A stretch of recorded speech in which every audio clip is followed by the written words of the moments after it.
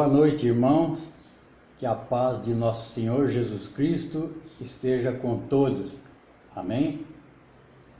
Eu vou ler para os irmãos o Salmo 122, que tem por título Oração pela Paz de Jerusalém. Alegrei-me quando me disseram: vamos à casa do Senhor. Pararam os nossos pés junto às tuas portas, ó Jerusalém. Jerusalém, que está construída como cidade compacta, para onde sobem as tribos do Senhor, como convém a Israel, para renderem graças ao nome do Senhor.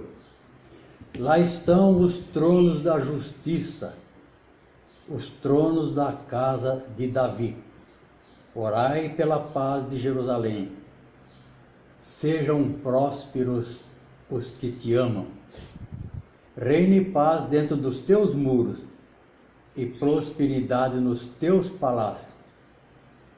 Por amor dos meus irmãos e amigos eu peço, haja paz em ti. Por amor da casa do Senhor nosso Deus, buscarei o teu bem. Eu quero aqui destacar para os irmãos o versículo 1. Alegrei-me quando me disseram: vamos à casa do Senhor. Desde o início da pandemia, nós estamos impedidos temporariamente de comparecer aos cultos por determinação das autoridades. Mas eu espero, meus irmãos, com a graça de Deus, logo possamos nos reunir novamente para juntos louvar o nosso Deus no templo, como sempre temos feito, e esse é o nosso desejo. Que Deus nos ajude, Senhor. Eu quero orar por você. Baixe sua cabeça e ore também. Senhor, nosso Deus e nosso Pai, nós aqui estamos mais uma vez, Senhor, diante de Ti. Queremos agradecer pelas bênçãos que temos recebido de Ti. São tantas bênçãos maravilhosas que nós não merecemos, mas precisamos. E Tu tens nos abençoado. Por isso, Pai, te louvamos e te agradecemos. Continue abençoando, Senhor, as nossas igrejas espalhadas por todo o mundo. Senhor, abençoa os pastores, especialmente o nosso pastor José Andrese, que está à frente deste trabalho. Dá a ele, ó Pai, disposição para que possa continuar nesta obra. E não desanime, Senhor. Sê com ele e com a família dele, as que estão aqui com ele e as que estão distantes também. Senhor, cuida de nós. Oro por todos os irmãos que estão enfermos, aqueles que estão impedidos de se locomover. Abençoa, Senhor, a cada um. Abençoa os medicamentos que eles estiverem tomando também. Fica conosco, Pai. Em nome de Jesus Cristo, Teu Filho amado, nós te rogamos e te agradecemos. Amém.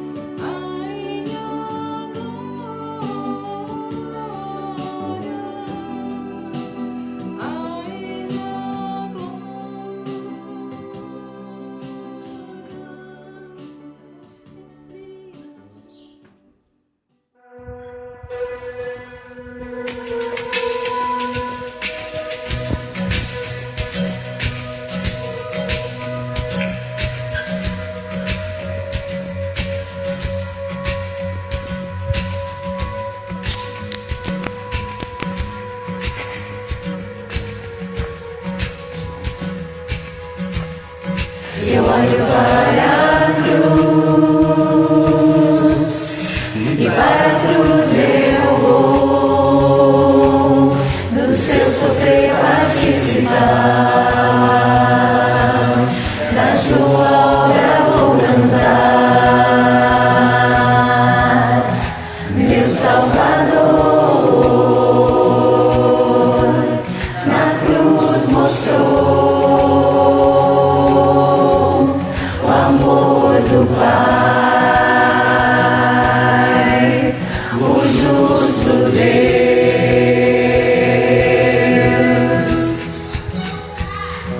Pela cruz me chamou, gentilmente me atraiu e eu, sem palavras, me aproximo, quebrantado por seu amor.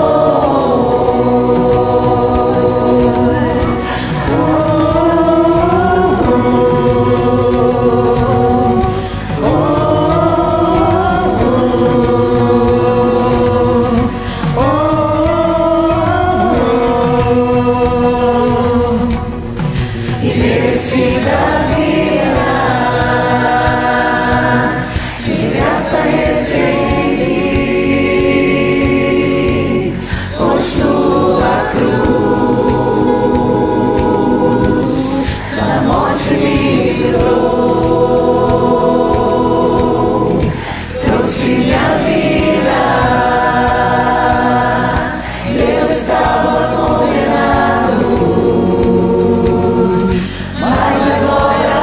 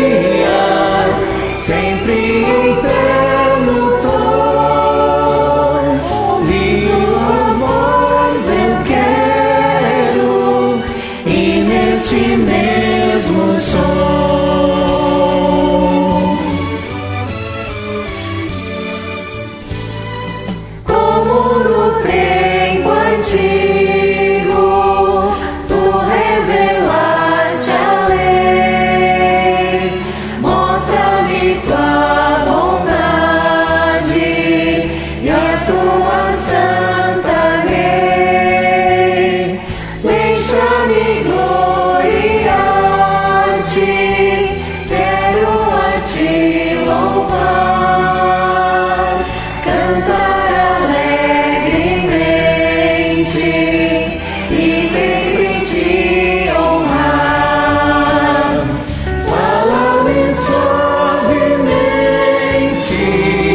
fala com muito amor, vencedor pra sempre, livre te hei de pôr.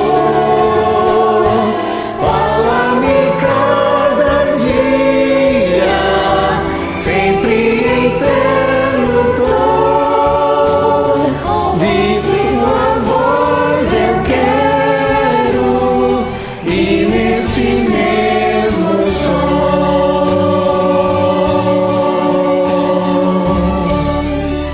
Amém. Amém. A graça e a paz do nosso Senhor Jesus.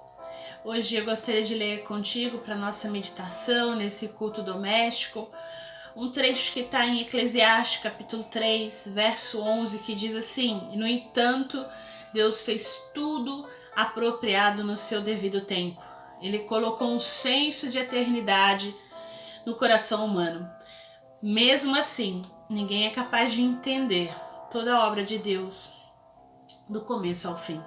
Vamos orar?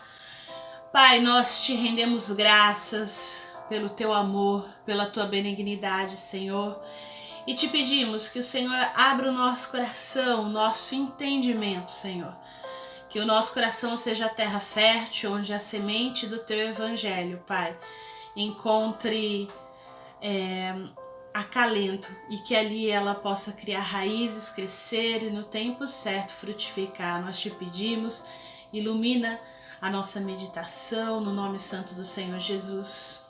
Amém. Amém. Nós temos o impulso inato de ansiar pela imortalidade. Isso ocorre porque Deus nos projetou a sua imagem para viver eternamente.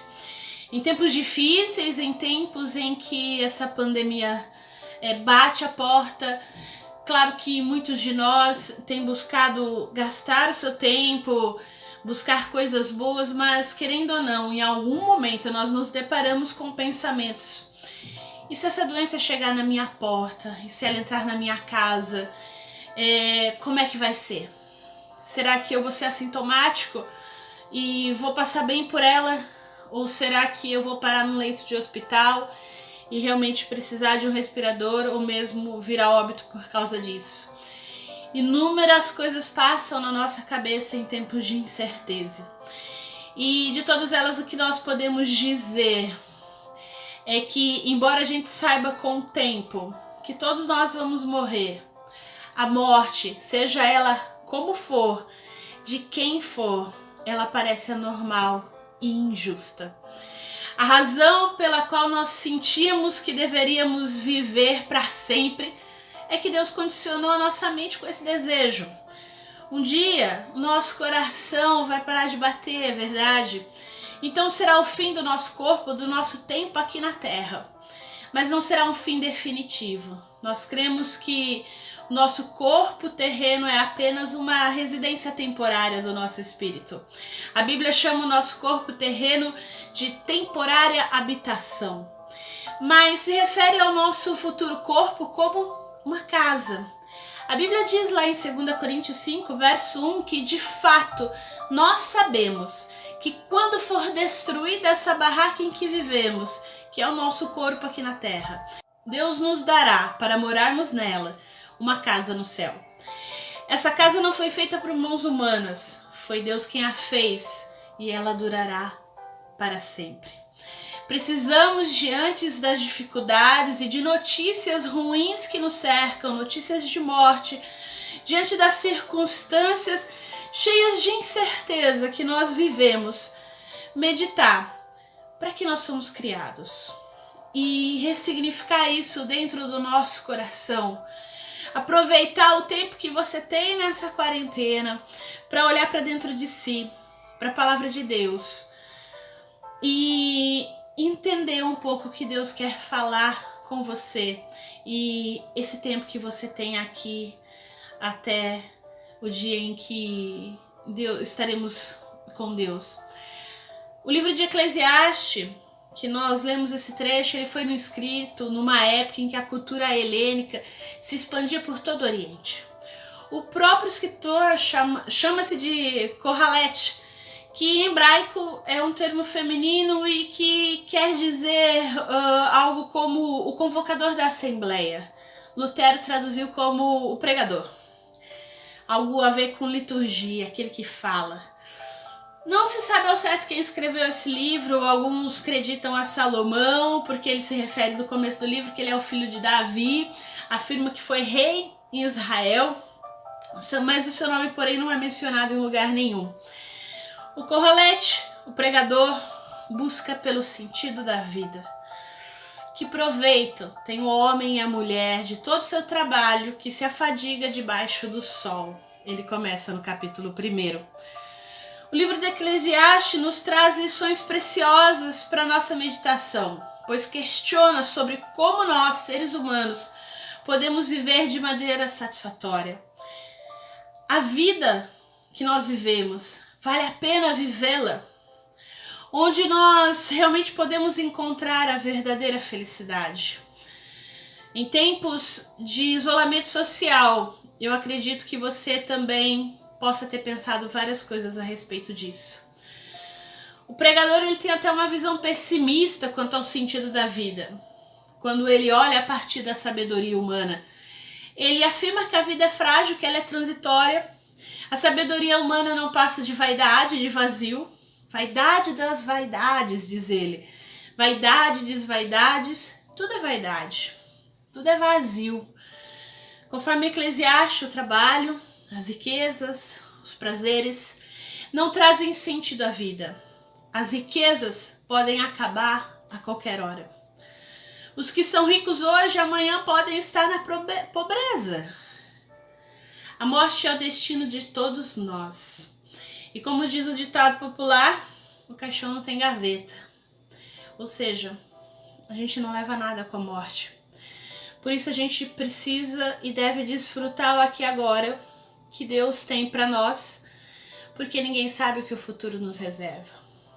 Tenho certeza que quando você estava lá no dia 31 de dezembro de 2019, fazendo seus pedidos para 2020, você jamais imaginou que estaria acontecendo tudo o que está acontecendo hoje. O futuro é incerto. O autor lembra que certamente também a vida tem alegrias, né? De que a gente pode desfrutar das bênçãos que vêm de Deus, não só pode como devemos, que a vida é repleta de mistérios. O Kohelet se pergunta por que os maus prosperam e os justos sofrem, por que os maus têm vida longa e os justos morrem cedo. Ele se depara com as incertezas da vida, com os mistérios sem respostas, né? Com as perguntas que nós mesmos também fazemos até hoje. Contudo, ele se dá conta de que ninguém faz o bem o tempo todo. Ele afirma que não há entre os humanos um justo sobre a terra, que somente faça o bem e que não peque. Deus tem um plano para a nossa vida, para essa vida que é limitada. Como seres humanos finitos, nós não temos a capacidade de prever a totalidade da obra que Deus realiza.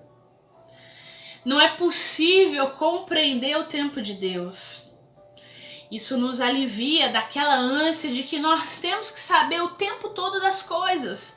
Nós não precisamos saber tudo o tempo todo. Nós não precisamos estar no controle de tudo. Ao contrário, isso pode gerar ansiedade.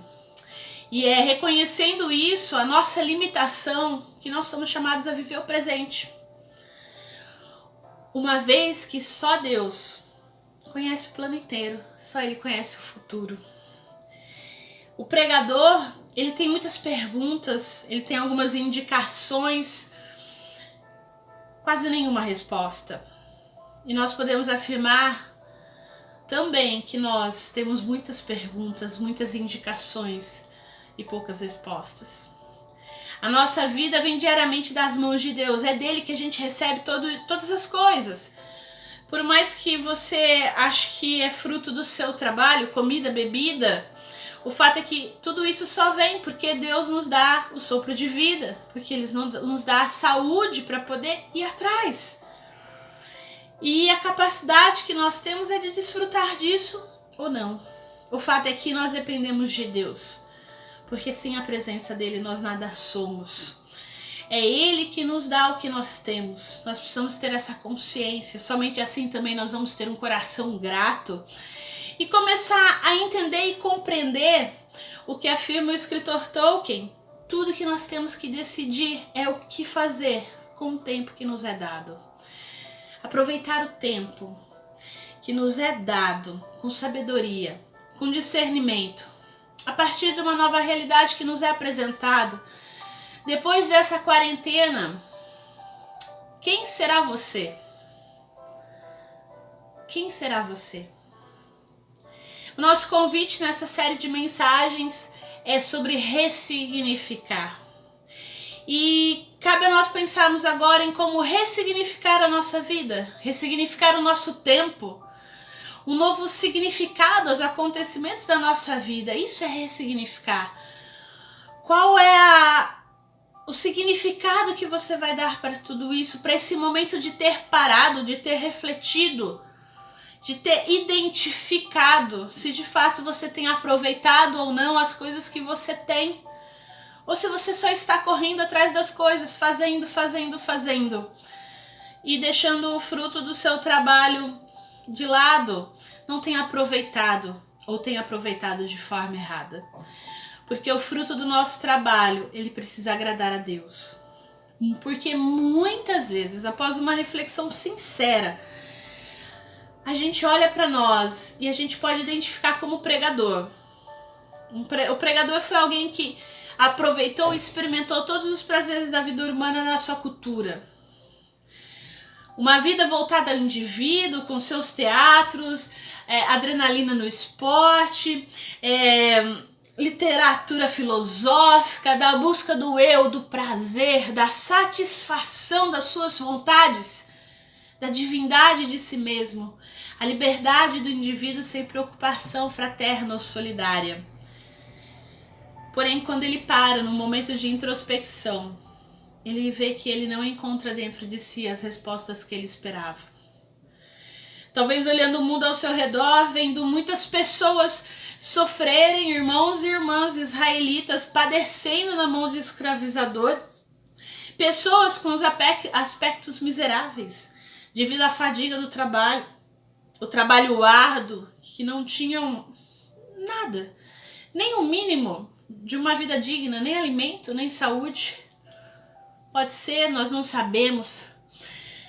O fato é que, assim como ele, nós precisamos parar e pensar. Não sei qual é a situação. Se você nesse momento você pode estar tranquilo dentro do seu lar, com a sua despensa cheia, gozando de saúde, ou se você não tem o alimento, você de fato não vê a hora de voltar a trabalhar porque você precisa do seu trabalho para se manter. Ou se você não tem nada mesmo, nenhum trabalho que você possa voltar. Nesse momento nós precisamos parar e pensar. Que modo de vida que nós temos promovido para nós? Que sociedade é essa que uns trabalham e outros não e vivem a se regalar? Que religiosidade nós vivemos, que justifica as nossas atitudes, criando para nós justificativas. Usamos a própria Bíblia para justificar as nossas ações de egoísmo, de transgressão na lei quando nos é interessante, de licenciatura. Tudo me é lícito e aí eu faço tudo o que eu quero e uso a Bíblia para justificar todas as minhas vontades. Que tipo de ser humano nós temos sido? Será que aquilo que nós estamos fazendo, o nosso trabalho, realmente glorifica a Deus? Realmente testemunha de quem Deus é? O livro de Eclesiastes diz que tudo tem seu tempo. Que tudo tem tempo para todo propósito debaixo dos céus. Portanto, não pode haver alguma pessoa somente tempo para morrer, tempo para matar, tempo para chorar, tempo para prantear, tempo de perder, tempo de rasgar, tempo de ficar calado. E para outras pessoas somente os bons tempos de alegria, de abraço, de regozijo. Viver com esse segundo grupo realmente é muito bom e a gente gosta e a gente gostaria de viver só alegrias. Mas isso não é bênção de Deus. Pensar somente em si, no seu bem-estar, na sua felicidade, não leva ninguém à salvação. O pregador vive num mundo que procura Deus em função do ser humano. Não muito diferente de nós hoje. Ele observa que sabedoria, riqueza, trabalho, glória são vaidade. E não tem valor para uma vida que valesse a pena de fato ser vivida. Pois quem busca Deus no ser humano jamais o encontra. O fato é que uma vida na Terra oferece muitas opções. Muitas opções. Mas a eternidade, para o que nós somos criados, oferece apenas duas: céu ou inferno. O nosso relacionamento com Deus aqui na Terra vai determinar o nosso relacionamento com Deus na eternidade. Quando nós atravessarmos a porta da vida para a morte, se nós aprendemos a amar Deus no seu Filho Jesus Cristo, a confiar nele, com certeza nós seremos convidados a passar o resto da eternidade com ele. Entretanto, se a gente desprezar o seu amor, o seu perdão, a sua salvação, nós passaremos a eternidade separados de Deus. Quando nós passamos a compreender isso, que há mais na vida que apenas o aqui e agora, que os prazeres momentâneos, e a perceber que a vida, na verdade, é uma preparação para a eternidade, nós começamos a viver de forma diferente. Nós passamos a viver à luz da eternidade. E isso nos dá nova perspectiva de como lidar com cada relacionamento, com cada tarefa que nós temos que cumprir, com cada circunstância que nós temos que passar. Muitas atividades, metas e até mesmo problemas que pareciam tão importantes, diante dessa perspectiva vão se mostrar banais, insignificantes e indignos da nossa atenção. Quanto mais próximo nós vivemos de Deus, menor o resto se parece. Quando você vive à luz da eternidade, seus valores mudam. Você utiliza mais sabiamente o seu dinheiro, o seu tempo. Você passa a dar maior valor à sua personalidade, aos seus relacionamentos, em vez de valorizar fama, riqueza, prazer, realizações. Suas prioridades se reorganizam. Tudo é questão de prioridade. Quando nós olhamos a partir da eternidade, essas prioridades mudam. Nós não temos mais a preocupação de nos manter obrigatoriamente em dia com as tendências, com as modas, com os valores populares que todo mundo faz. Isso já não é mais importante. O aspecto mais prejudicial da vida contemporânea é esse raciocínio a curto prazo. Eu tenho que tirar o máximo da vida. Eu tenho que aproveitar o máximo possível. Nós precisamos manter a nossa mente e a nossa visão na eternidade. O nosso coração no que é eterno. Há muito mais vida que o aqui e agora. Há muito mais vida do que a gente pode vislumbrar. O que nós vemos hoje é apenas a pontinha do iceberg. A eternidade é todo o resto que a gente não vê na superfície. Eu gostaria de concluir com uma história da Mamãe Passarinho que eu ouvi essa semana e eu achei muito interessante para a gente pensar sobre como nós temos construído e edificado a nossa vida. a mamãe passarinho e o lenhador.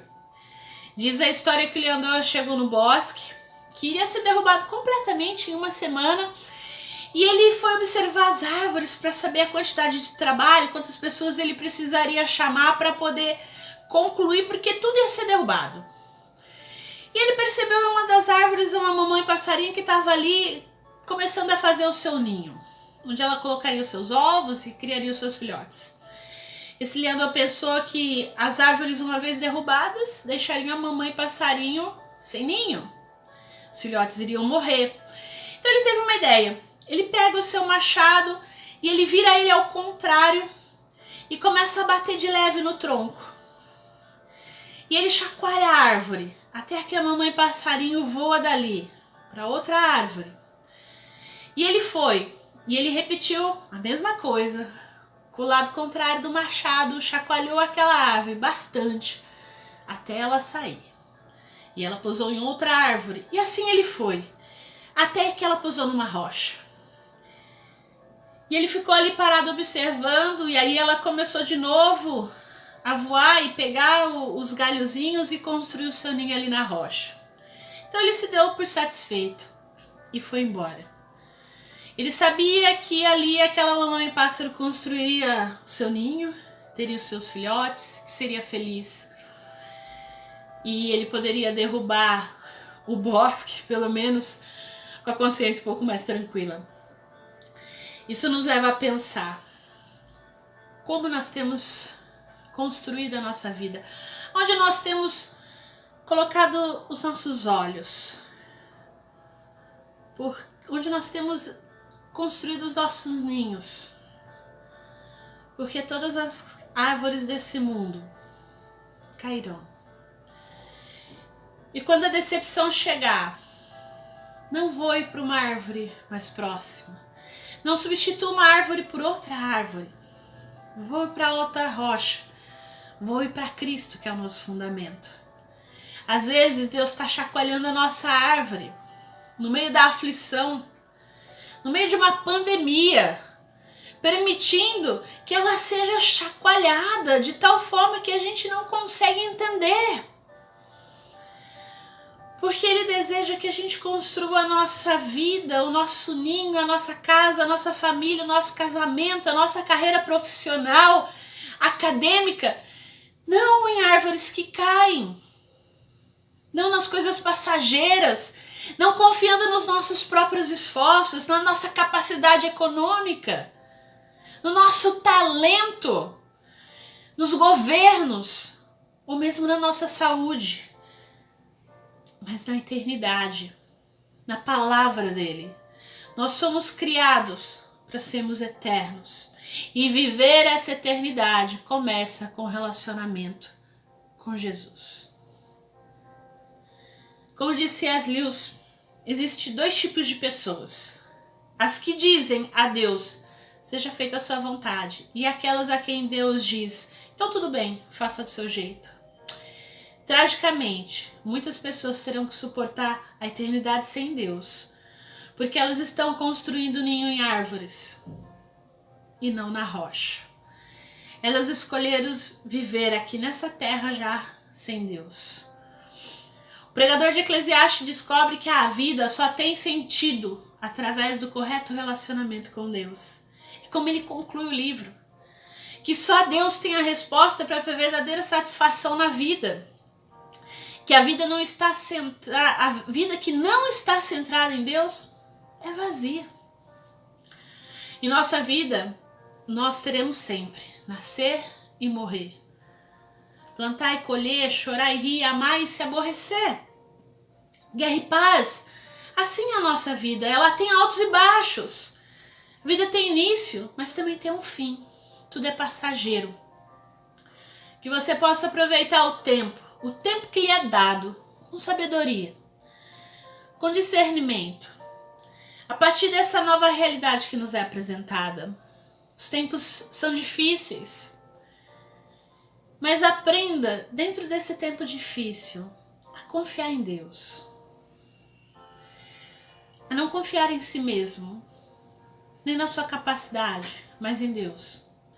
Que depois dessa quarentena você possa realmente ressignificar a sua vida, o seu tempo, sua família, a partir de um relacionamento verdadeiro que começa em Jesus Cristo, que viveu, morreu e ressuscitou para nos dar vida, e vida em abundância. E essa vida em abundância começa agora, a partir do momento em que nós nos encontramos com Ele, em que realmente o tornamos a nossa rocha segura em quem nós confiamos para construir os nossos ninhos, para depositar a nossa fé, a nossa esperança, as nossas incertezas, as nossas dúvidas e as nossas dores. Que você possa aproveitar a vida e o fruto do seu trabalho de forma que agradem a Deus. Que Deus te abençoe e que você possa realmente lembrar que você foi criado para ser eterno, que a eternidade pulsa no seu coração e que nesse encontro com Cristo você possa realmente firmar o seu coração nele, que é a rocha segura, e a partir disso ressignificar toda a sua vida. Que Deus te ajude, que Deus te abençoe, hoje e sempre. Amém.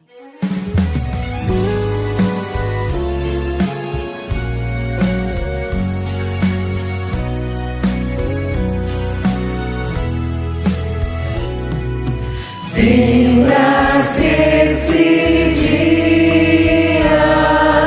que meu Pai me deu, sombras vespertinas cobrem já o céu. Ó Jesus bendito, se comigo estás, eu não temo a noite, vou dormir em paz. Guarda o marinheiro no violento mar, e ao que sofre dores, queiras confortar. Ao tentado estende tua mão, Senhor, manda ao triste aflito teu consolador.